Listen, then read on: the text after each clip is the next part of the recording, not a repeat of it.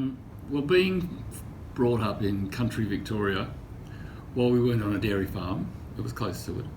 Um, I suppose basically the only perception was that the man was hardworking, and that was sort of demonstrated by my father, who had a business, his own business, and he was there 7 days a week, and long hours and all sorts of things. So I suppose that was probably, everybody was out there working, and the wives were having babies, and the husbands were working.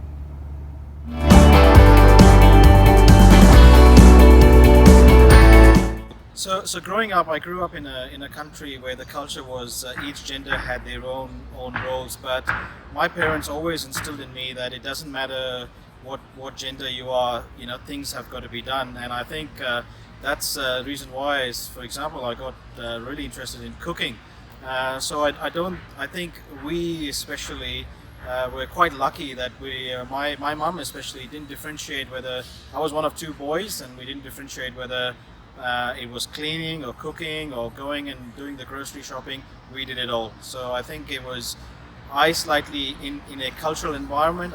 We had a different perception of what your gender specifically had to do.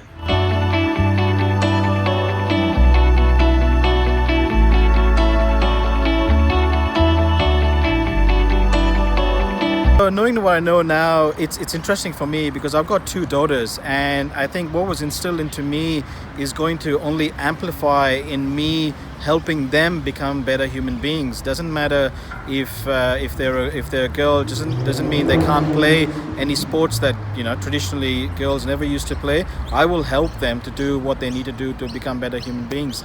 So I think having everyone on the table, and all these conversations are great what we're having, and I think what I've learned as a child with my parents, helping my daughters grow up and being better human beings, I'm actually excited to do that.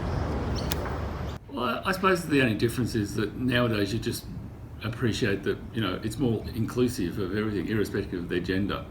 So it's instead of just turning around sort of saying, well, that's a male job, or that's a female's role, or something else like that, it's all very much inclusive. And I don't know whether I've changed. I think I've grown, and maybe over time have changed, and the world's changed around as well. So, like right now, it's very common for men to look after children after they're born, which wasn't heard of when I was growing up.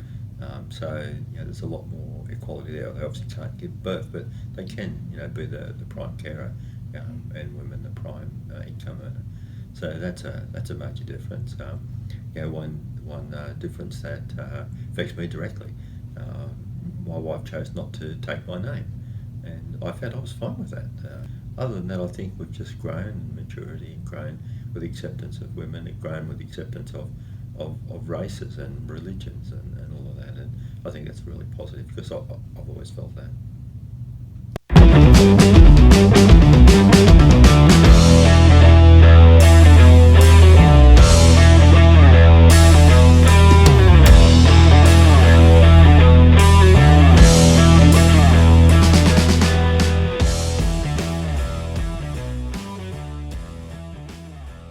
Growing up, my role model was my grandpa.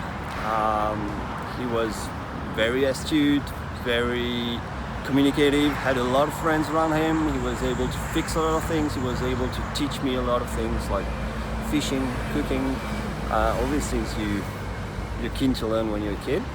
And I must admit that he was quite clever, even though he was not very qualified. So he was some kind of role model in terms of how to behave and how to grow and how to connect with people. Okay, I had a father who was, I wouldn't have said he was the nicest person. I loved him and that, but he could be prone to violent outbursts. He drank once a week and gambled, and lost a lot of money, I think, over the time, although he claimed he never did, but he did. And so it was rough for my mother, and I'm one of six, so I had a big family to look after. And so I would say that as a role model, he was a negative role model for me, but positive in that I looked at that and I said, I don't want to be that person. if I had to choose someone who I would regard as a role model, would be my father's brother, my uncle, who had all of Dad's good points and none of the bad.